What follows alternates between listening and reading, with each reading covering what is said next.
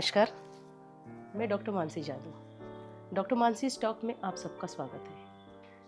आज हम बहुत ही खास टॉपिक पे ये पॉडकास्ट कर रहे हैं, मातृ दिन पे।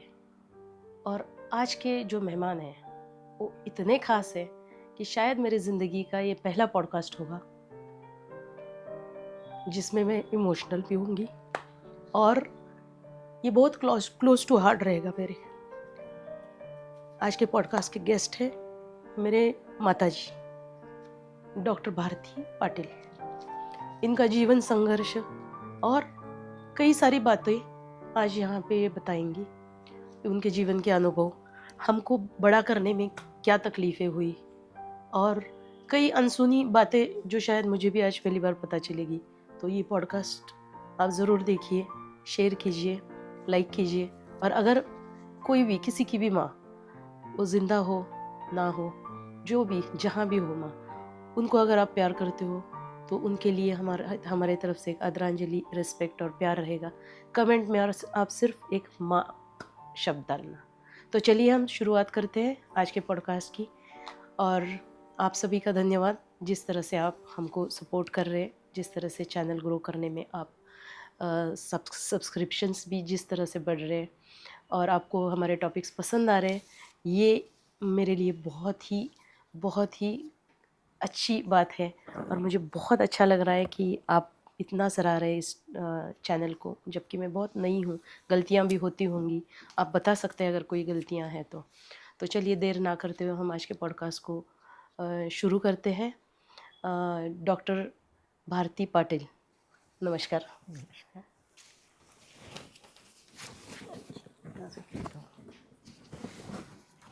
आपका आज के पॉडकास्ट में बहुत बहुत स्वागत।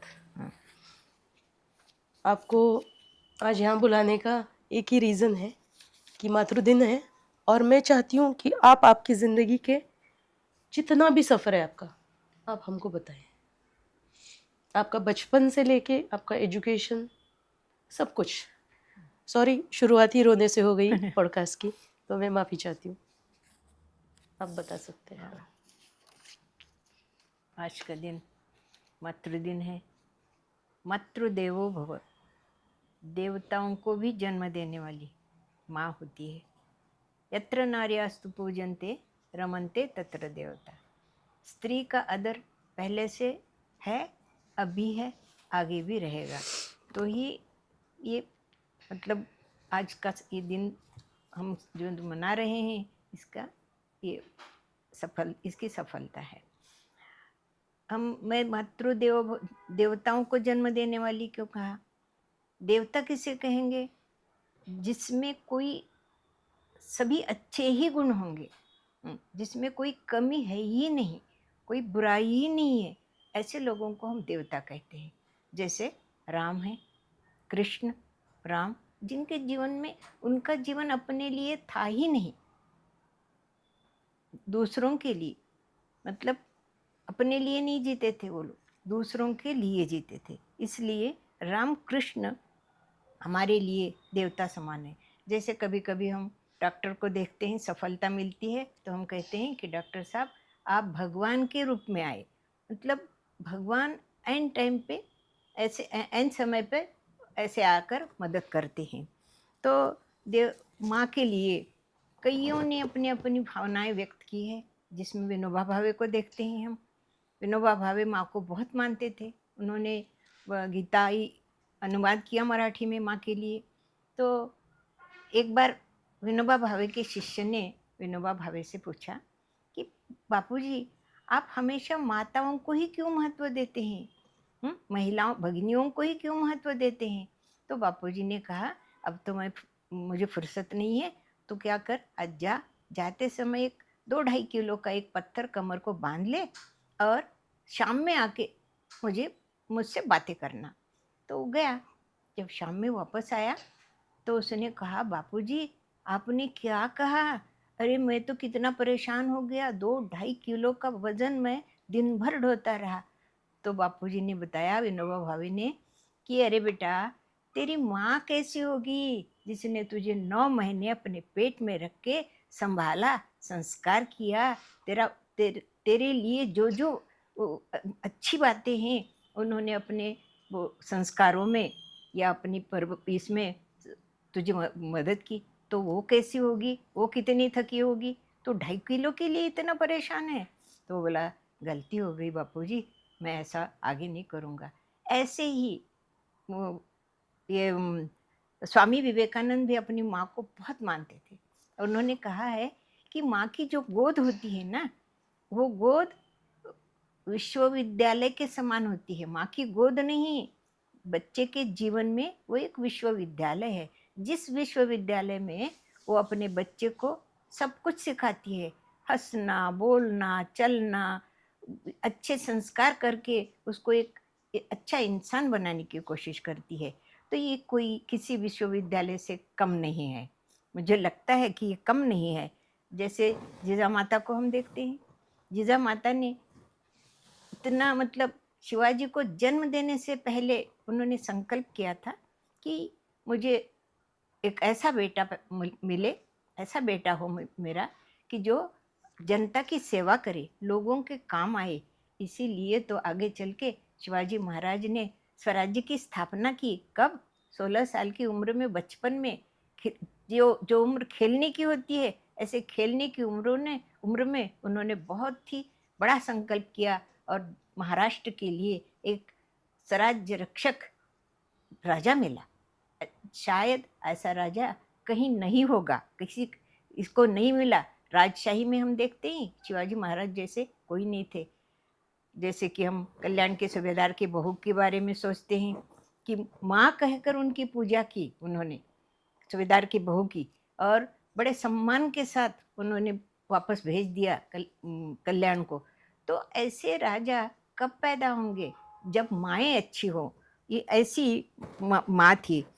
ऐसे ही महिलाओं के बारे में अगर सोचेंगे तो कई महिलाएं बड़ी विद्वान थी। जैसे गार्गी मैत्री को हम देखते हैं, बड़ी बड़ी सभाओं में वो संभाषण करती, विद्वत सभा में वो चर्चा के लिए तैयार रहती।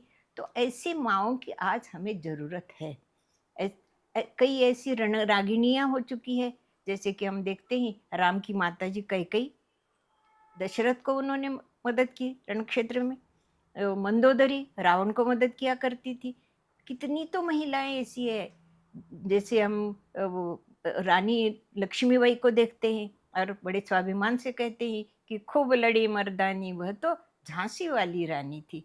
अरे अपने दामोदर को पीठ पे लेके, दोनों हाथों में तलवार लेके अंग्रेजों का जब मुकाबला करती तो अंग्रेज डर जाते थे, भागने लगते, मैदान खाली होने लगता। और वे मतलब इतने घबराते कि कौन है, क्या तलवार चलाती, उनको बोलने नहीं आता था, लेकिन उनकी भावनाएं बहुत ही ये रानी रानी रानी थी वो।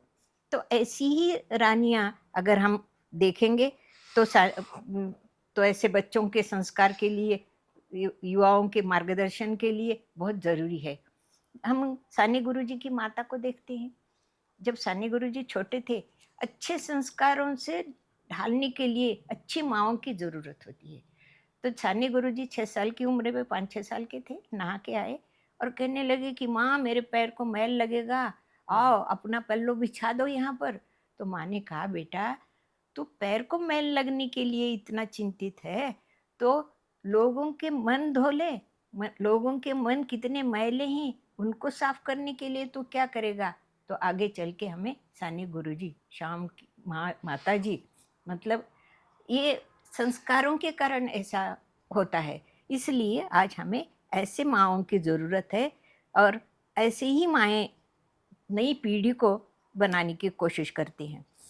तो आज हमारा जो ये दिन है ये मनाने का, ये हम मना रहे हैं, तभी ये सार्थक होगा जब ऐसी माएँ भारतवर्ष में पहले थी, आज भी रहेगी और आगे भी रहेगी।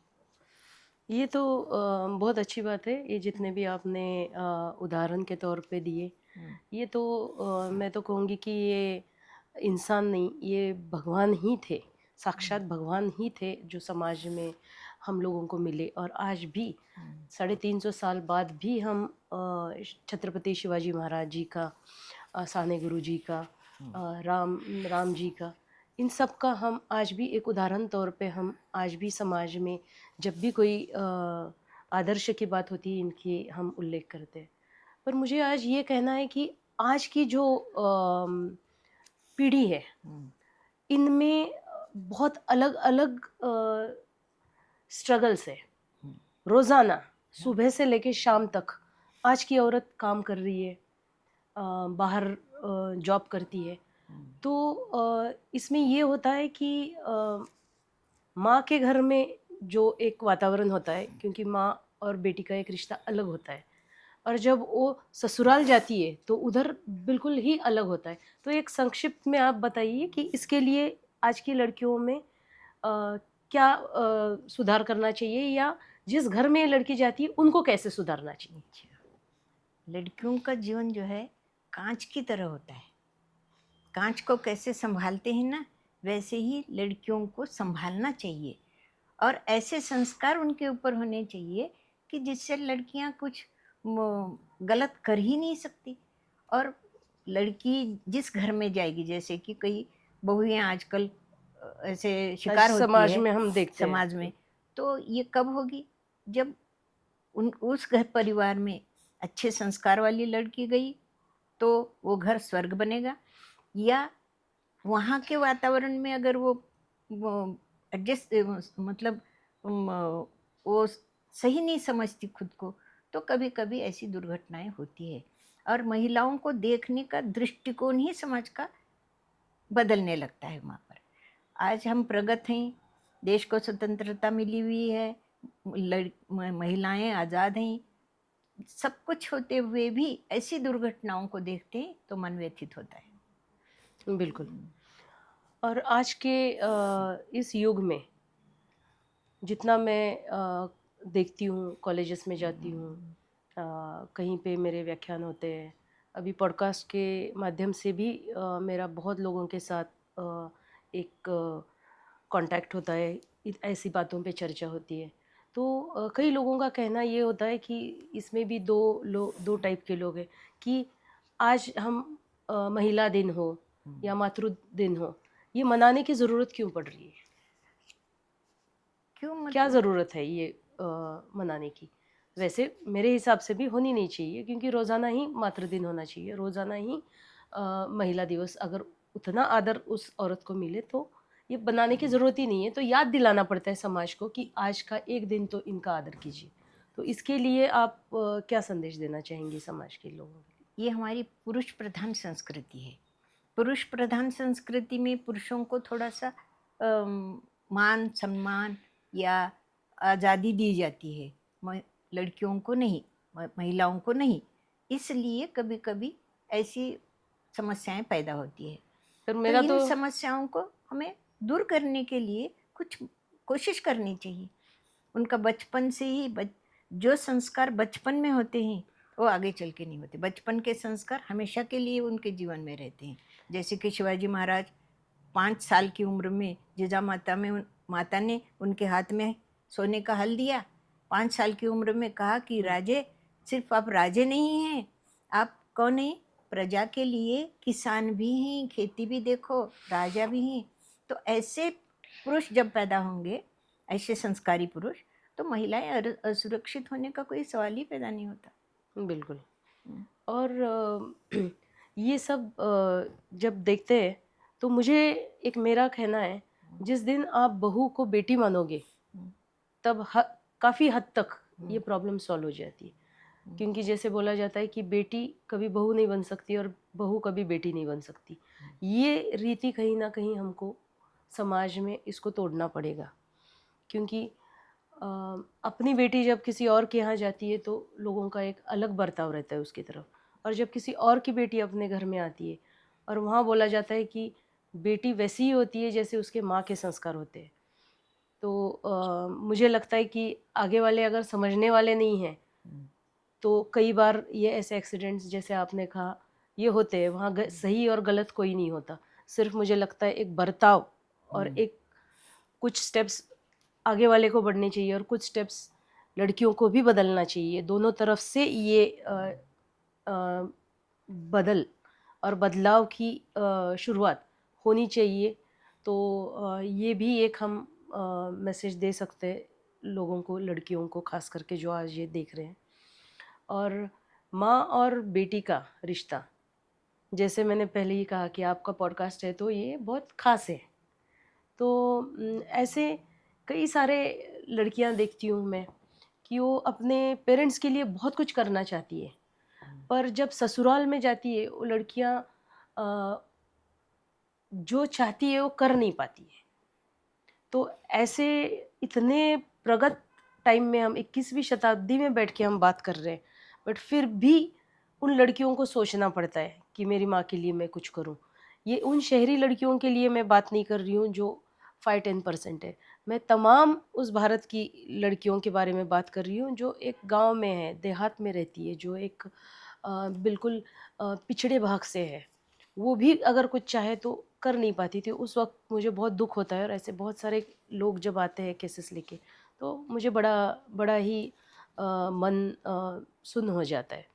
अभी चलो थोड़ा सा ये सीरियस टॉपिक हम बदल के अ, कुछ और टॉपिक के तरफ शिफ्ट होते हैं। जैसे आपकी बहुत सारी बातें मैंने सुनी है, तो आपका स्ट्रगल कैसा रहा? आप बचपन में आपका लाइफ कैसा था? फिर हम बच्चों को बड़ा करने में आपका कैसा ये रहा? आपके पिताजी के साथ आपका कैसा रिश्ता था? आपका माताजी के साथ आपका कैसा रिश्ता था? वो थोड़ा-सा आप बताएँगी? वैसे मैं किसान परिवार से संबंधित हूँ। मेरे पिताजी स्वतंत्रता सेनानी थे। मराठवाड़ा मुक्ति संग्राम में किसान दल के मुखिया थे। उसका नेतृत्व उन्होंने किया है। और हमारा गांव कर्नाटक, महाराष्ट्र और आंध्र के बॉर्डर पर है। इसलिए वहाँ जो लड़कियों को ये किया जाता था बर्ताव उनके साथ, तो थोड़ा सा अलग था। लेकिन मेरे घर में मेरा परिवार, मेरे पिताजी ऐसे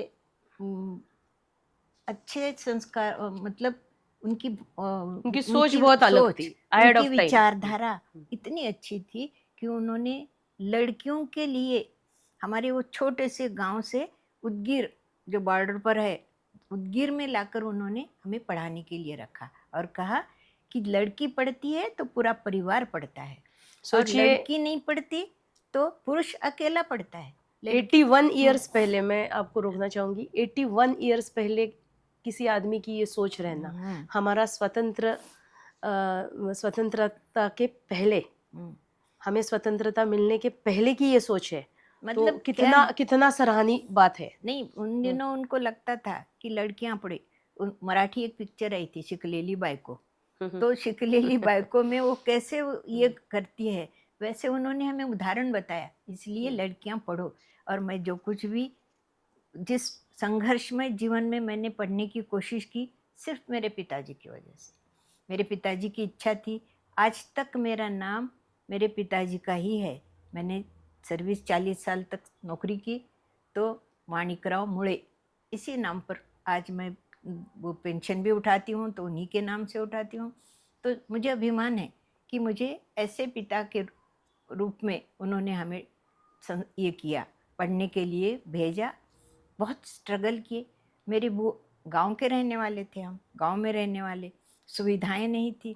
तो मेरी बुआ, 2 बुआएं, मेरे काका और हम, ऐसे 21 बच्चे थे। 21 बच्चों को उन्होंने उदगीर में लाकर, वसति गृह रहता है ना, वैसे ही हम लोग रहते थे। जैसे दुतरफा हॉस्टल्स। दुतरफा सोते थे। एक लाइन में सोने जगह नहीं होती थी, वो इधर उधर पैर कर हाथापाई होती थी, इसलिए उधर पैर करना, इधर सिर करना, ऐसे वो मतलब असुविधा होते हुए भी हमने पढ़ने की कोशिश की और हमें सफलता मिली उसमें। बहुत संघर्ष किया। 10वीं पास हो गई मैं, तो यहाँ 1965 में हिंगणे स्त्री शिक्षण संस्था में, पुणे मैं में। यहाँ पुणे में मोंटेसरी का कोर्स किया। एक मैं धन्यवाद देती हूँ हिंगणे स्त्री शिक्षण धोंडो केशव कर्वे को कि उनकी संस्था में आकर मुझे जो सफलता मिली, मुझे जो मार्गदर्शन मिला सीताबाई अन्नेगिरी का वगैरह, तो उससे हमारा जीवन बन गया। मैं यहाँ वो वो कौन सा साल था? 1965। अच्छा। 1965 में ब्लैकआउट वगैरह लाल बहादुर शास्त्री का निधन उन्हीं दिनों हुआ। तो अच्छा। उन दिनों हम महिला निवास में रहते थे, डेक्कन डेक्कन। जिमखाना। तो वहाँ पुणे इसमें शैलजा राजे और मैं, शैलजा राजे पहली आई, वो ग्रेजुएट थी, और मैं गांव से आई हुई 10वीं पास थी सिर्फ, तो मेरा दूसरा नंबर आया। अच्छा। मैंने संघर्ष करते करते कैसे सफलता मिलती है, ये मेरा अनुभव है, वो पहला अनुभव यहाँ केंद्र में। यहाँ गांव की लड़की आके नंबर लाना बहुत मुश्किल बात और थी, वैसे सोच देखा भी नहीं जाए, थी। वैसा देखा जाए आप 10th पास थी 10th थी, और वो ग्रेजुएशन के ग्रेजुएट। बाद उन्होंने किया हाँ था, हाँ, फिर भी वो फर्स्ट आई और आप आज वो सेकंड बहुत आए। फेमस व्याख्याता है, हाँ हाँ, लेखिका है। उनको सब हाँ, जानते वो हैं। सब जानते हैं शैलजा राजे को। तो बहुत ही मुश्किल से, और 10वीं होने के बाद शादी हो गई, मोंटेसरी होने के बाद। तो ये बच्चे, घर, फिर पढ़ने का शौक, पिताजी की तो इच्छा थी पढ़ने की, पढ़ाने की। तो उन दिनों ये सारी सुविधाएं, आजकल जो सुविधाएं हैं, ये सुविधाएं नहीं थी, गैस नहीं था। तो स्टोव पे कुछ खाना बनाने के लिए रखना, गोदी में बच्चे को लेना, और ऊपर किताब लेके पढ़ना। समय ही नहीं मिलता था, सवेरे घर का काम करो, दिन भर नौकरी करो, और ऐसे इसमें समय जाता था। लेकिन मेरे बच्चों ने मुझे बहुत अच्छा साथ दिया। ये तीनों बच्चे कभी किसी प्रकार की जिद नहीं, ये नहीं, उन्होंने मुझे सहकार्य किया, इसलिए मैं पढ़ सकी। MA BA हो गया, MA हो गया, PhD हो गया मेरा। मेरे PhD में भी उन्होंने बहुत सहकार्य किया। संडे को मैं रहती नहीं थी, सीधा उदगीर से नांदेड़ जाना, मेरे गुरु वहाँ पर गाइड मेरे उधर थे, तो वहाँ जाकर मैंने पढ़ाई बताना एक दिन में। ऐसे बहुत ही, मतलब समय ही नहीं मिलता था हम लोगों को कि कैसे कहाँ से समय निकाले।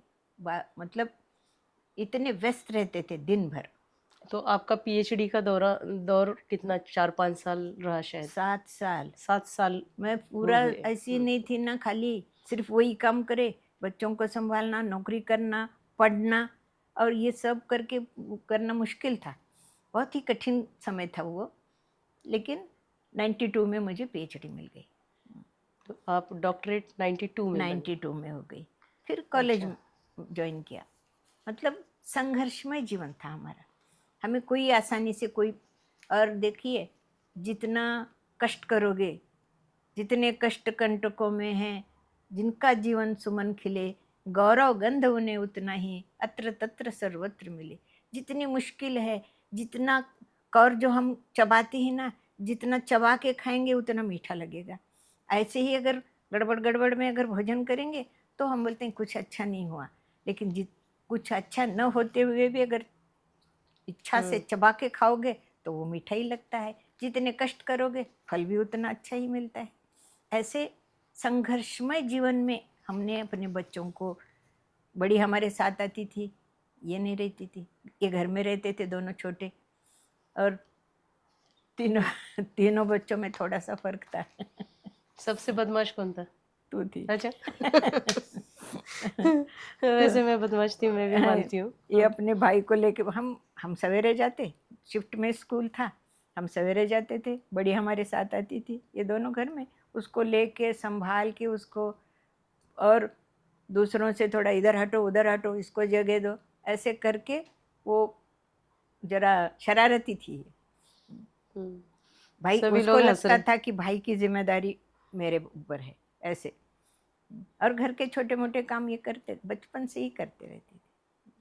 पर जो बचपन से आपने सिखाया काम करने का, जो आप स्कूल जाने के बाद जो कुछ दूध गर्म करना, खाना बनाना, ये जो था, ये अगले ज़िंदगी में जब मैं हॉस्टल में आई मेडिकल पढ़ने, तो मुझे उस वक्त समझ में आया कि कितना इम्पोर्टेंट था आपके वो संस्कार, वो काम करने लगाने का जो एक था। उस वक्त शायद लगता था कि ये क्या काम करना है, पर मैं सभी माताओं को बताना चाहूँगी यहाँ पे कि अपने बेटियों को, बेटियां ही नहीं बेटों को भी, आप ज़रूर कुछ ना कुछ खाना बनाने में, एक बेसिक नेसेसिटी बनी है अभी खाना बनाना। भले ही स्विगी ज़ोमैटो ये जितना भी आए, हम कितना भी खाएं, फिर भी ये बेसिक चीज़ें आना बहुत ज़्यादा ज़रूरी है। और शायद उसी वजह से मैं यहाँ पूना में जब मैं मेडिकल करने आई 94 में, मैं शायद सस्टेन कर पाई अच्छी तरह से, क्योंकि मैं खुद खाना बना के खाती थी। सिर्फ खुद ही नहीं, मेरे अगर फ्रेंड्स लोग भी देख रहे तो सबको पता था कि मानसी पहले मेरा नाम अर्चना था, तो इसके रूम पे जाएंगे तो हमको खाना ज़रूर मिलेगा, क्योंकि हम खुद रूम पे खाना बना के खाए। वो संस्कार कहीं ना कहीं आपके लॉन्ग टर्म लाइफ में दिख जाते हैं। दिखाना सिखाना पड़ता है। 2 लीटर दूध हमारे गांव से आता था, तो वो ले लाना, वो स्टोव पे रखना, उसको गर्म करना। मैं बोलती थी उधर इधर दरवाजा है तो उधर क्या कर स्टोव रखना, अगर दूध ज़्यादा हुआ नीचे गया भाग आना बाहर, लेकिन दूध गर्म करके रखना। ऐसे मतलब मीन्स वो बचाने हाँ, के चक्कर बचाने में कहीं हाँ, जल ना जाए बच्चा, हम उसके पीछे की सोच ये रहती थी। 8-10 साल की 8 साल की थी, और 2 लीटर दूध किटले में ला के वहाँ पर गर्म करके रखना। मैं बोलती थी अगर कुछ हुआ, भड़क गया, वो भागे ना का बाहर आने का। तो लेकिन सिखाना पड़ता है, और कोई भी काम आसानी से नहीं सीख सकते, थोड़ी तकलीफ जरूर होती है शायद हम उसमें। भी बोल सकते कि हम स्टोव के ज़माने में हाँ ना। कुछ किए, बट अभी हमारे बच्चों को अगर बोलेंगे, मैं बहुत चाहती थी कि मेरी बेटी भी इस पॉडकास्ट में सहभागी हो, पर कुछ कारण वो आउट ऑफ स्टेशन रहने की वजह से वो नहीं आ पाई। वरना मेरा बहुत इच्छा था कि 3 जनरेशन, माँ बेटी, ये सब लोग बैठ के ये एक थोड़ा सा डिस्कशन हो और चर्चा हो। पर हो सकता है कि अगले साल अगर आप सभी ने चाहा और अगर आपको अच्छा लगा ये पॉडकास्ट, तो ज़रूर आप कमेंट करना, और अगले साल शायद हम तीनों करेंगे ये पॉडकास्ट। बट इसके अलावा मुझे और पूछना है कि आप जब छोटे थे, आपकी माँ, आपकी बुआ, क्योंकि जितना आपका माँ के तरफ का फैमिली है, डैडी के तरफ की फैमिली भी है, पर माँ के तरफ की फैमिली में सारी जो मेन करता धरता थी वो सब लेडीज थी। हाँ ना, सभी। जैसे मेरी आपकी माँ, दादी थी, मेरी माँ थी, बुआ थी, सभी। तो ये बहुत ही ज़्यादा वुमेन एम्पावर करके रखा हुआ था। शायद नाना जी का लाइफ इतना चैलेंजिंग था, किसी दिन पता नहीं था कि वो घर से बाहर जाएंगे तो आएंगे भी या नहीं। हाँ ना। उनकी स्टोरी बताना, उनका कब देहांत हुआ, और उसके बाद कैसे आप लोगों को माइग्रेट करना पड़ा। बोले तो शहर शहर आप लोग भागते थे सभी 21 बच्चों को लेके, क्योंकि उस वक्त ये हैदराबाद मुक्ति संग्राम और रजाकार का ज़माने में बहुत ये दंगल चलते थे, तो आप कैसा रातों रात दूसरे गांव माइग्रेट होते थे, ये सारी नहीं, चीज़ें ज़रा आप उन बता दें। दिनों हमारे परिवार के लिए इतना मतलब इतनी तकलीफ के दिन क्योंकि थे मुखिया कि थे आपके डैड, कोई मुखिया होने के तो वरना टारगेट पे यही फैमिली रहती थी। सिर्फ लेडीज घर में रहते थे, और उन लोगों का ये था कि हमें मारे, हाँ, बच्चों आपकी को फैमिली को मारना, पूरा खत्म करना, यही था खत्म उस करना। वक्त। मेरे अंकल को तो उदगीर में लाके उन्होंने बहुत मारा था, मतलब मुर्दा हो गया बोल के छोड़ गए वो। तो ऐसे समय में मेरे पिताजी हार नहीं मानते थे। एक रामटेक की एक लड़ाई है, तो उन दिनों ये लोग किसान दल के लोग ऊपर ऐसे पहाड़ के ऊपर थे और वो लोग नीचे थे। तो उस समय नीचे से फायरिंग होने लगी, तो पिताजी ऐसे सोए हुए थे, तो एक गोली ऐसे लगी कि मांग निकल आई, मतलब जल के पूरा, सिर को नहीं अगर लगा, थोड़ा भी नीचे जाती तो सिर को लगता सिर को था। लगती। तो ये तो हम ऐसे सिर्फ पिक्चर में देखते हैं कि नहीं, ये पूरी मांग हो पिक्चर गई। नहीं, ये तो हाँ। पिक्चर हम रोजाना देखते थे।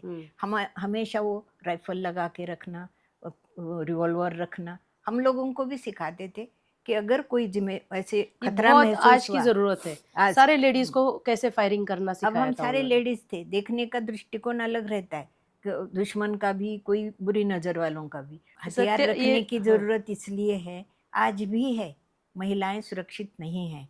तो मैं तो समझती हूँ कि जैसे कुछ लोगों को 6 इंच का हथियार देना वगैरह महिलाओं के लिए कंपलसरी करना पड़ेगा, आज के जमाने में हुआ जरूरत है, है। जिस तो हिसाब से खुद विकृति की बढ़ रही है खुद की समाज में। तो सुरक्षा कर सकती है, वो बचा सकती है अपने को। तो ऐसे उन दिनों तो हम लोगों को बताया गया था कि ऐसे करो, कमर के नीचे मारो। पत्थर रखते थे हम घर में, मतलब हमें रोज की आदत हो गई थी, रात में सब जमा करके रखना, मारना, पुलिस को फ़ोन करना, पुलिस वाले की राउंड होती थी कभी कभी। तो ऐसे इसमें तकलीफ ज़रूर होती थी। अच्छा, और हम्म, वो एक किस्सा मुझे याद आता है हम्म, कि कुछ लोग आपकी फैमिली को पूरा खत्म करना हाँ, उनका प्लान हो गया एक दिन हम्म, कि ये पूरे 22 बच्चे हाँ, सबको खत्म करना है, ये हम्म, पूरा मुड़े परिवार या हम्म, ये पूरे गांव में जाके इन पे अटैक करना है और खत्म करना है। हम्म, तो उस रात आपको किसी ने वहां से निकाला हम्म, और वो शोलापुर ये करते हाँ, करते आप हाँ, पुणे तक आए, वो है। किस्सा बताना। हाँ, देखिए उन दिनों हमारे परिवार पे की नज़र रहा करती थी कि मेरे पिताजी वहाँ नहीं रहते थे। वो कहीं छुप के उनके उनकी लाइफ ही लोगों, वैसी हाँ, थी, लोगों को जमा करना, कहाँ मोर्चा बांधना, कैसे करना, उनकी मोर्चाबंदी ये। ये। हाँ। तो एक दिन ऐसे हुआ कि हम लोगों को बोले कि कल आपको खतरा है। हम्म, तो एक मुस्लिम आदमी, मुस्लिम आदमी था वो, मुस्लिम हाँ, आदमी जो बहुत बोला, लॉयल था। हाँ, उसको एक पहले एक बार मेरी बुआ ने बचाया था। वो वो भी जब, बचाने हाँ, वाला किस्सा हाँ, बताइए आप। मतलब जिस समय ये लोग मारने गए तो अहमद क्या मोहम्मद कुछ तो भी था, वो तो भागते आया, बोला भाई मुझे बचा ले। तो उन दिनों दूध रखने के लिए ऐसे लकड़ी के बक्से हुआ करते थे, तो हमारी बुआ ने उसको बक्से में रखा और ऊपर बैठ गई।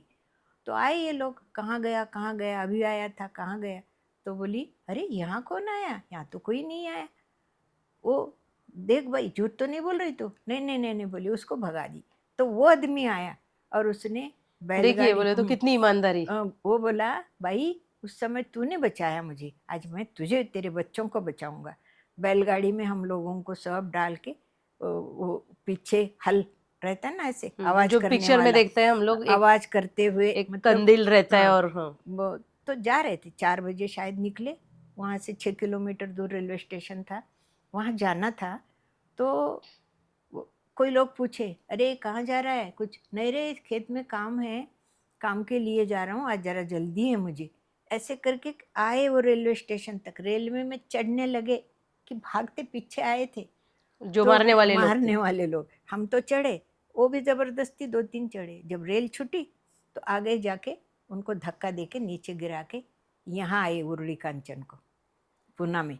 उरुली और कांचन सारे में पूरी फैमिली है, पूरे सब बच्चों के पूरे साथ। सब लोग रेल में, टिकट निकालने की जरूरत नहीं, रेल में बैठ के आए। और यहाँ रेलवे स्टेशन, आज मुझे वो बचपन का वो याद है।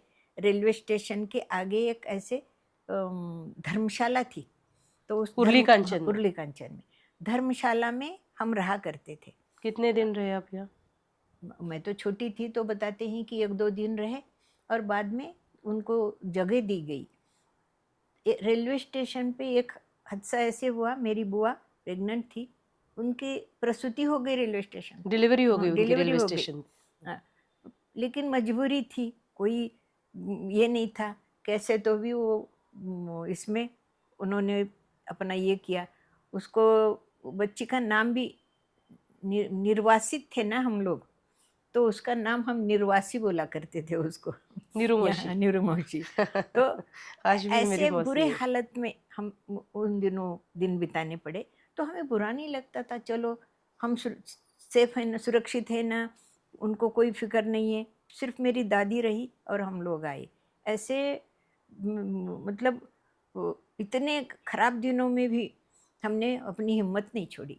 सिर्फ मेरी बुआ, मेरी माँ और एक बुआ, ऐसे 2-3 लोग थे। ये और सबसे बड़ी बात ये है कि ये पूरी जो जॉइंट ये फैमिली पूरी जैसी। जॉइंट फैमिली, उससे ज़्यादा ये पूरी जो एक ये मिशन था, ये mission was run by ladies हाँ, एंड डॉटर्स। पुरुष कहने का लोग, मतलब है कि माँ, बेटियां और भाई लोग सब छोटे नहीं, छोटे थे, पुरुष लोग बाहर रहा करते थे, सारे वो नहीं जितने आ भी मेल्स सकते थे थे। सब बाहर थे। तो ये पूरा मिशन चल रहा था, एक चलाने माँ वाले ये और थे। बेटियां।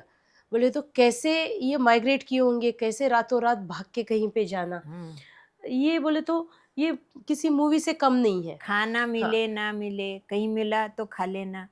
मतलब ऐसे जैसे देते देखते ना, अब हम सड़क पे बैठ के खाते, शायद उस समय हम तो छोटे थे, उन दिनों वैसे उन्होंने ये आपके किया होगा। पिताजी का जब डेथ हुआ, हम्म, उनका मर्डर हुआ, ये तो हाँ, बॉर्डर बॉर्डर पे गांव था हमारा, सीमा भाग।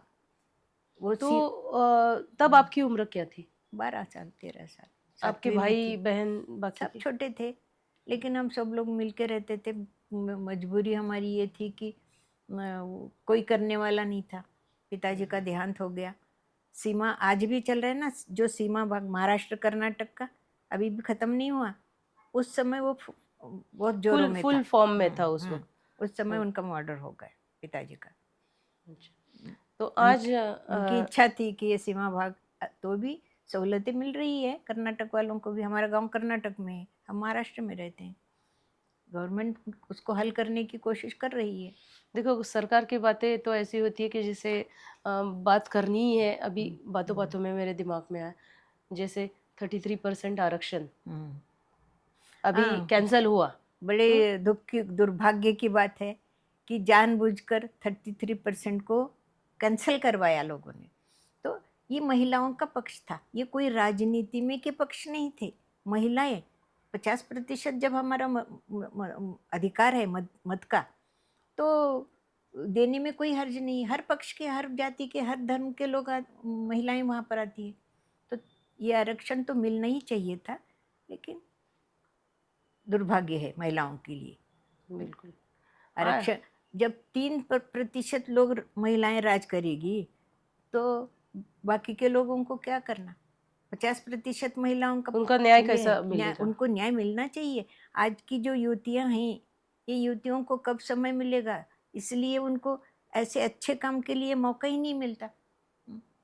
मौके दो ना, मौके मिलेंगे तो ही वो कुछ कर सकते हैं। आपका क्या कहना है? जैसे आजकल के महिलाएं हैं, इनका वर्क लाइफ बैलेंस यही बिगड़ जाता है। वो बोलते हैं कि हम वर्क और लाइफ दोनों बैलेंस नहीं कर पाते, घर और काम। तो आपने तो एक फ्रंट पे नहीं, आपकी तो लड़ाई सारे फ्रंट्स पे थी। तो आप आज की महिलाओं को क्या संदेश देना चाहेंगे? आज की महिलाओं को देखिए, संघर्ष करना, ये हमारा जितना संघर्ष करेंगे उतनी सफलता आपको मिलेगी। आप ही के लिए है वो संघर्ष। तो महिलाओं को ऐसे लगता है आजकल वो युवतियां मोरनी बन के जी रही है। अरे शेरनी बनो ना, शेरनी बनो और कुछ करो। हिम्मत है, कर सकते हैं, लेकिन एक तो उनको मार्गदर्शन नहीं है। अब परिवार देखते हैं हम, परिवार में महिला है तो सब कुछ है। ये महिलाएं अगर अच्छी निकली तो घर को स्वर्ग बना सकती है, नरक बनने में देर नहीं लगती। इसलिए मैं हर मेरे इसमें कहती हूँ कि मोरनी बन के नहीं जीना, शेरनी बन के जियो, क्योंकि आपको अपना घर स्वर्ग बनाना है। अपनी तरक्की करनी है, साथ में अपने देश की भी तरक्की करनी है। हम अपना नाम करेंगे तो समाज का नाम नहीं होगा। करना चाहिए, हमें आगे बढ़ना चाहिए। आज के युवतियों के लिए मैं ये कहना चाहूँगी कि जो ये है, अब भले ही कुछ प्रगत बातें हो रही है, हम चंद्रमा पे जाके आ रहे हैं, लेकिन हमारी कुछ समस्याएं अभी भी कहीं कहीं हल नहीं हुई। तो हमें संघर्ष करना है और जाना है कि अज्ञान से विज्ञान की ओर तो हमें जाना है, अंधकार से प्रकाश की ओर जाना है,